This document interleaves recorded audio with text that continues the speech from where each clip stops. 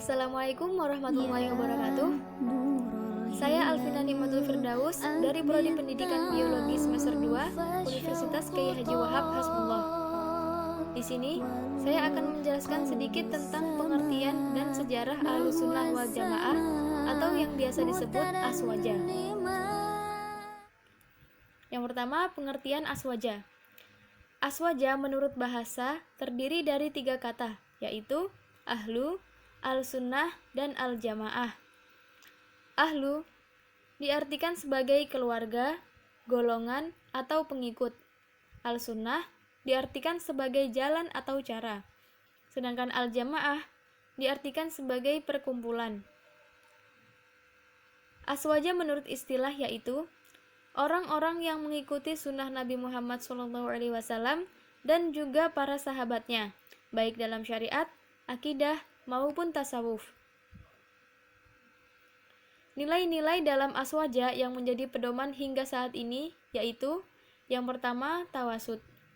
Tawasud ialah sikap berada di tengah-tengah, yaitu sebuah sikap keberagaman yang tidak terjebak dari hal-hal yang bersifat ekstrim. Yang kedua, tasamuh, yaitu sikap toleran sesama manusia yang dapat menerima kehidupan sebagai sesuatu yang beragam. Yang ketiga, tawazun. Tawazun yaitu sikap seimbang dalam pengabdian, baik dalam pengabdian kepada Allah Subhanahu wa taala, sesama manusia maupun lingkungannya. Dan yang keempat, amar ma'ruf nahi mungkar, yaitu sifat dan sikap mulia yang mengajak kepada kebaikan dan mencegah dari kemungkaran. Selanjutnya, sejarah aswaja. Lahirnya aswaja bermula sekitar tahun 35 sampai 40 Hijriah saat terjadi perang antara Ali bin Abi Thalib dan Muawiyah bin Abu Sufyan. Dalam perang ini dimenangkan oleh Ali bin Abi Thalib. Setelah itu terjadi perundingan antara keduanya. Kubu Ali diwakili oleh Abu Musa al-Asy'ari dan kubu Muawiyah diwakili oleh Amr bin As, yang menghasilkan kesepakatan bahwa pemerintah pada saat itu tidak diduduki oleh siapapun.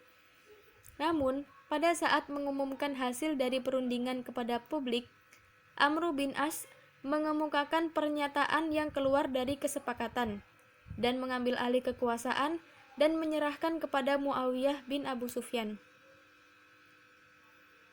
Melihat kejadian ini, kubu Ali bin Abi Thalib terpecah menjadi 2 golongan, yaitu Syiah dan Khawarij.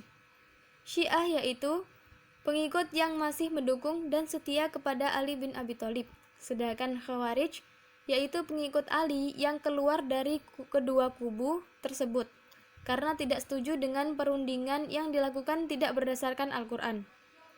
Sehingga pada masa pemerintahan Muawiyah inilah umat Islam terpecah menjadi 3 golongan, yaitu Syiah, Khawarij, dan pendukung Muawiyah. Selanjutnya, demi melegitimasi kemenangan dalam proses tahkim dan kepentingan politik, pemerintahan Muawiyah dan para pendukungnya membuat aliran Jabariyah yang berkeyakinan bahwa semua yang terjadi di dunia ini adalah kehendak Allah Subhanahu wa taala tanpa adanya campur tangan manusia.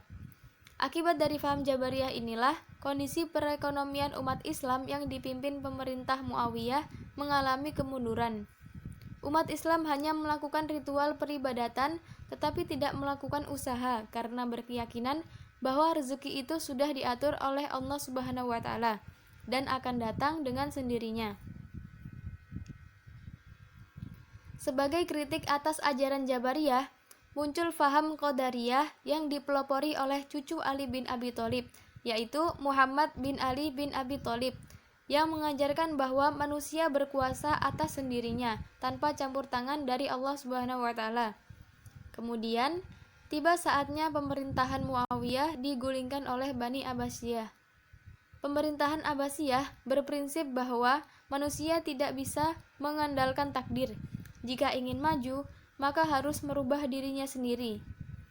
Pemerintah Abbasiyah menggunakan faham Qadariyah sebagai semangat pembangunan negara yang kemudian turunannya adalah yang kita kenal sebagai faham Mu'tazilah. Faham Mu'tazilah ini awalnya diterapkan guna memberi kekuatan pada manusia bahwa manusia mempunyai kehendak dan segala sesuatu yang harus bisa dirasionalkan. Tetapi pada perkembangannya, faham Mu'tazilah ini digunakan sebagai faham resmi pemerintahan Bani Abbasiyah, dan bagi yang tidak mau mengikuti akan mendapat hukuman bahkan dibunuh. Sampai suatu saat, ulama Mu'tazilah yakni Abu Hasan al-Asy'ari menyatakan keluar dari faham tersebut dan tidak mengikuti kedua faham yang ekstrim itu, yakni Jabariyah dan Qadariyah.